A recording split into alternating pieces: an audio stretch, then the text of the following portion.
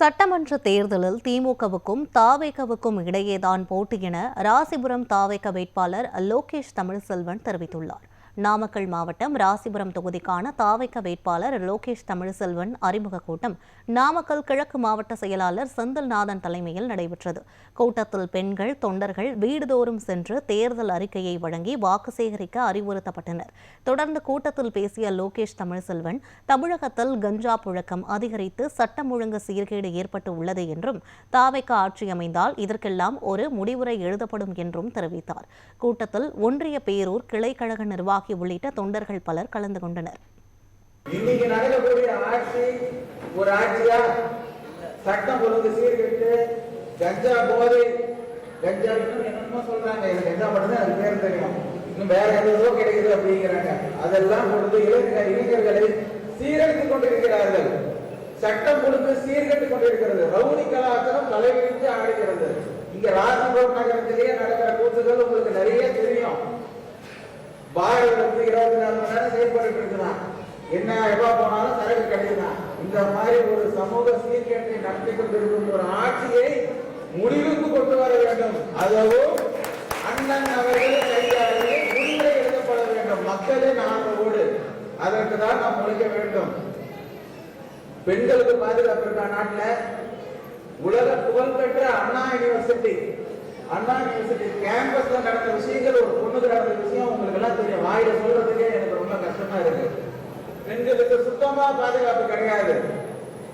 அண்ணன் அவர்கள் வந்தால் இதற்கு எல்லாம் ஒரு முடிவுரை எழுதப்படும். மக்கள் முடிவு பண்ணிட்டாங்க. நாம கரெக்டா பணி செஞ்சு அண்ணா அவர்களை முதல்வராகிறது விசில் சின்னத்துக்கு வாக்களிக்கிறதுக்கு இந்த சின்னத்தை கொண்டு போய் மூலமுடிக்கெல்லாம் நீங்கள் பறக்க வேண்டும். நான் ஜெயிக்க போறேன், நாம ஜெயிக்க போறோம்.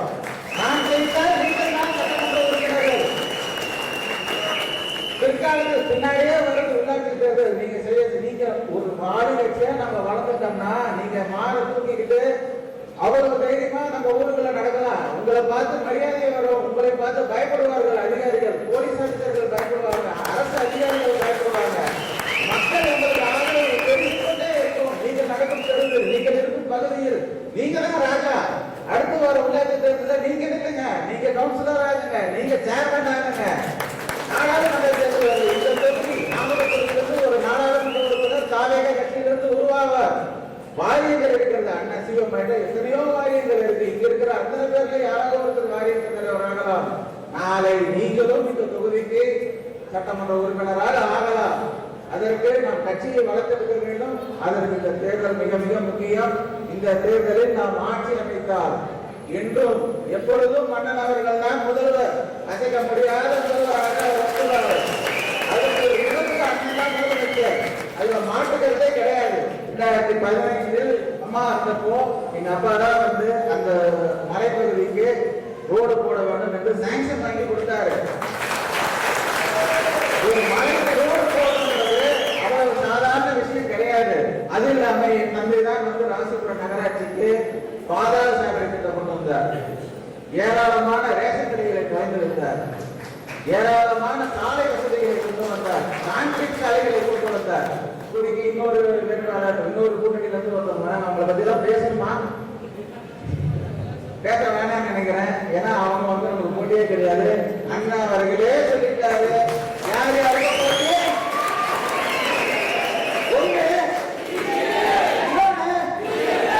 ஒன்று டிவிக்கு, இன்னொன்று டிஎம்கே. நமக்கும் மதிவந்தனுக்கு தான் போட்டி. தைரியமா போய் பார்த்துட்டு இருங்க. நம்ம வாக்கு கேட்கறதுக்கு அத்தனை உரிமைகளும் இருக்கு. நாம ஊழல் செய்யல, ஊழல் பண்ணின கரைகள் நம்ம கிட்ட கிடையாது. என்ன நீங்க போய் தைரியமா வாக்கு கேட்க.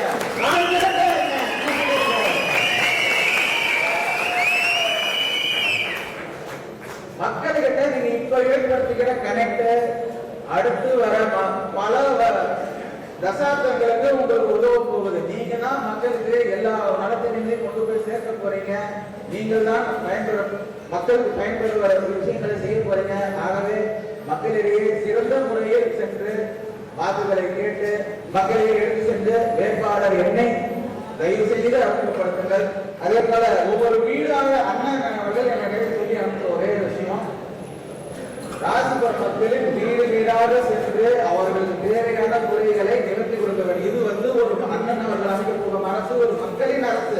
மக்களுக்காக தான் சேவை செய்யப்படும். மக்களுக்கு என்ன தேவை, வீடுதோறும் சென்று தான் நாம் சேவை செய்யப்படும். ஆகவே கழக நிர்வாகிகள் அனைவரும் அடுத்து வரப்போற 15 நாள், நாங்க இப்ப ஸ்டார்ட் பண்ணி பேசும்போது 20 நாள் சொல்லிருந்தோம், அதுக்குள்ள 5 நாள் போயிடுச்சு. இன்னும் 15 நாள் தான் இருக்குது.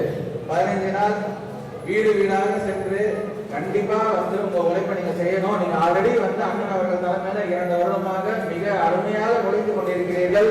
இந்த 15 நாள் என்பது மிக மிக முக்கியம். இந்த 15 நாள்ல மாற்றக்கூடிய வேலையை சுற்று விளையாட்டுகள் இருக்கு. ஆளுடைய கட்சிக்கு தெரியும். அதையெல்லாம் வழிவிடாம நீங்கள் 15 நாள் மிக கவனமாக செயல்படும். சின்ன பசங்க எல்லாரும் ஒன்று சேர்ந்து வேலை செய்யணும். டெபுட்டி சிஎம் துணை முதல்வர் தான் எங்க அக்கா கதைய படமா எடுத்தாரு. மாமன்ங்கிற படம் உங்களுக்கு நல்லா தெரியும். நான் நினைக்கிறேன்